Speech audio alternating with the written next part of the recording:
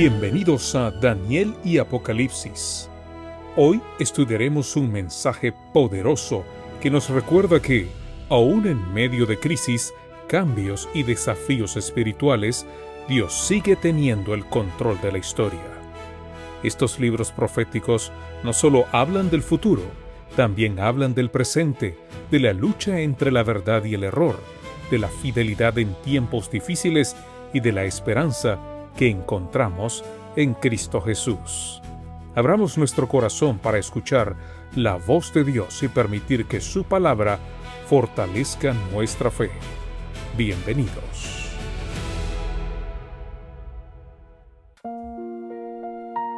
Un saludo para cada uno de ustedes. Gracias por continuar en nuestra compañía.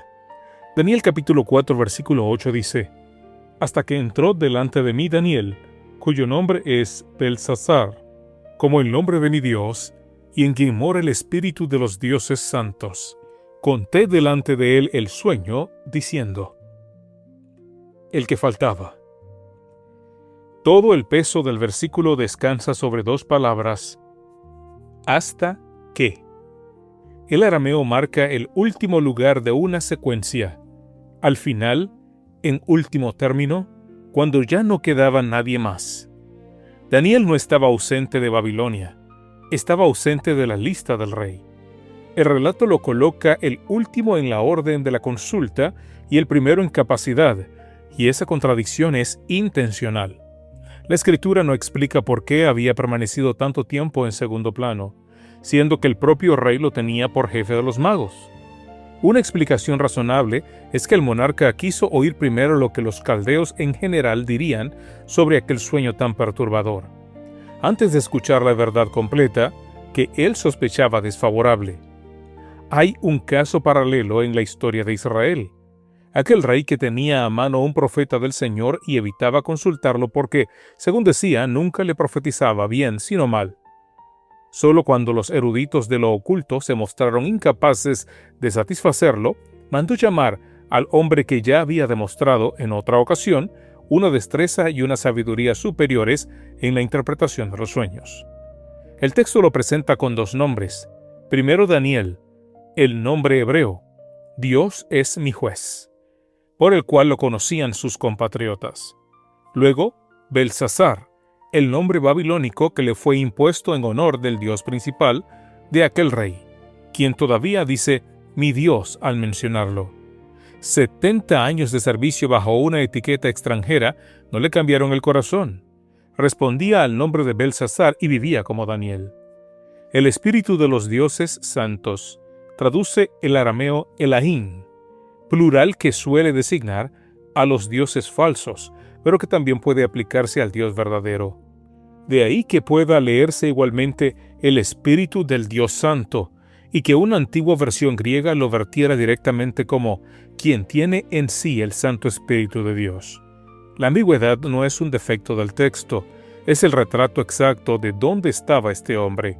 Sabía que había algo divino y santo en su siervo, tenía ya una concepción definida de la naturaleza de aquella deidad a quien Daniel debía tal poder y entendimiento, pero su vocabulario seguía siendo babilónico, y esa concepción no salió de la nada. Daniel y sus compañeros habían dado testimonio sin vacilación acerca del Dios a quien adoraban. La expresión reaparecerá 2 veces más en este mismo capítulo. Su repetición demuestra que el rey no había olvidado en absoluto lo que había aprendido tiempo atrás sobre el eminente don profético de aquel judío y sobre su trato con el único Dios verdadero. Rebautizar a los cautivos de la nobleza era política imperial deliberada.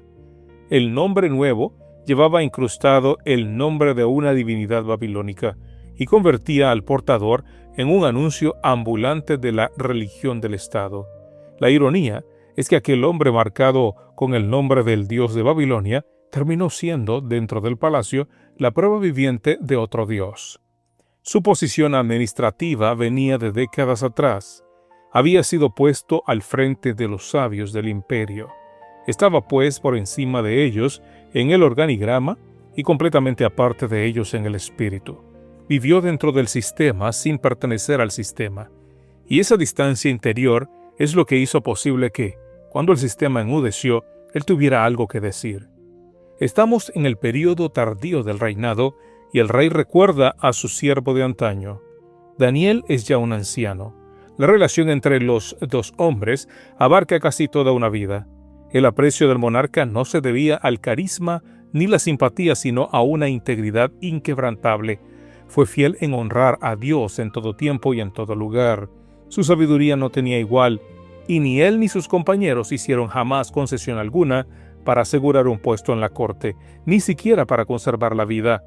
Cuando estaba en juego la honra de Dios, esa reputación se construyó en los años ordinarios. La crisis solo la cobró. Dios había puesto a su testigo dentro de la estructura de poder mucho antes de que llegara la emergencia. Décadas de anonimato relativo no fueron tiempo perdido, sino tiempo de colocación. Así ocurrió también con aquel hebreo vendido en Egipto.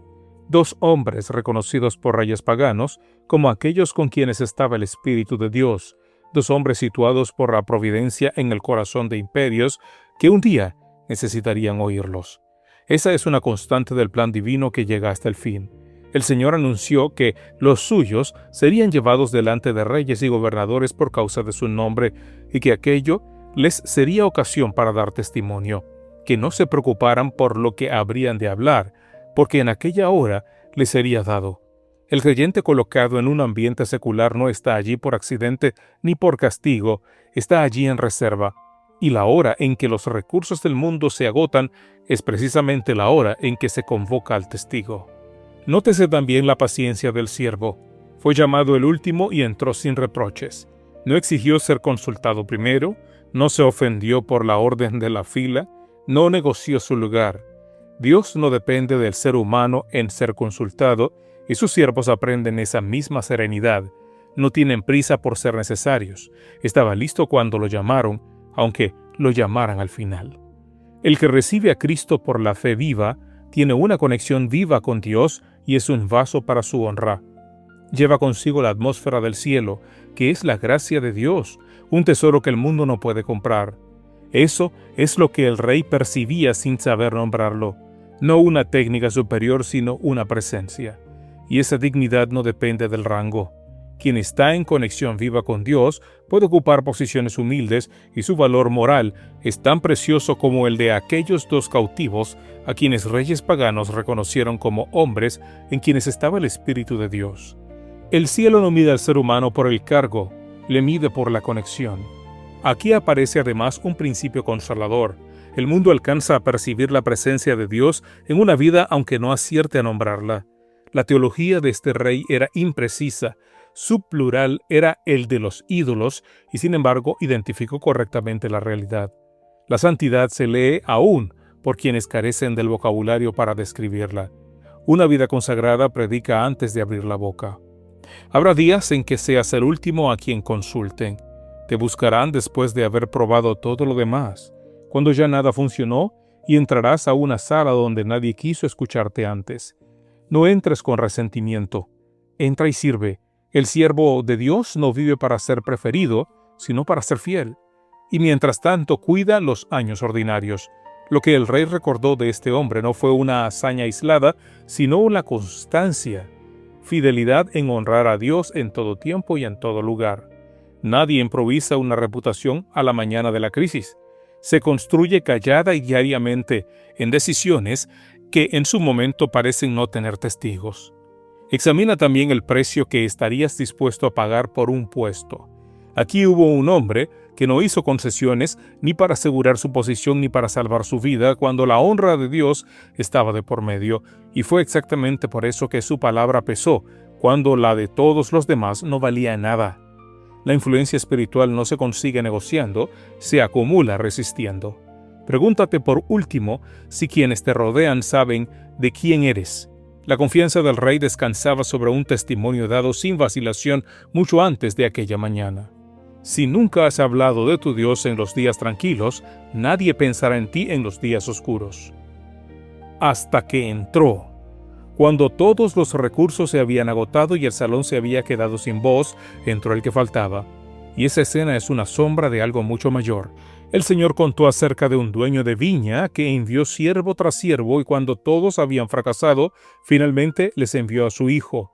El último recurso del cielo no fue otro mensajero, fue su Hijo amado, porque Daniel fue un hombre en quien moraba el Espíritu de Dios.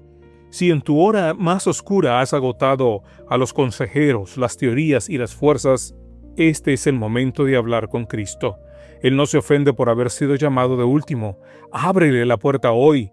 Él entrará, te escuchará y te salvará. Señor nuestro Dios, gracias porque tú no te ofendes cuando te buscamos tarde. Hemos probado tantas puertas antes de tocar la tuya y aún así, tú entras, escuchas y respondes. Perdona nuestra tardanza y recibe a nuestro corazón.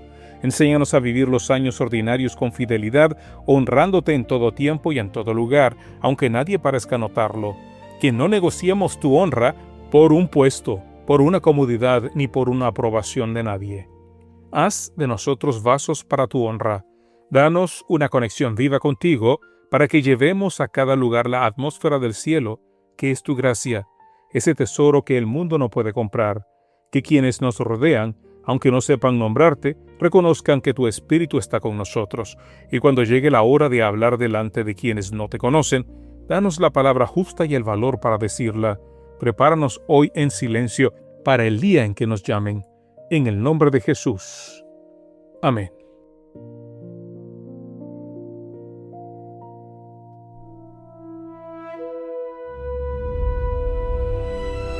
Gracias por acompañarnos en este estudio de Daniel y Apocalipsis. Que el mensaje de hoy nos motive a permanecer firmes, confiar más en Dios y vivir con esperanza aún en medio de las pruebas. Recordemos que los reinos de este mundo pasarán, pero el reino de Dios permanecerá para siempre. Hasta nuestro próximo encuentro, que el Señor bendiga tu vida y fortalezca tu caminar espiritual.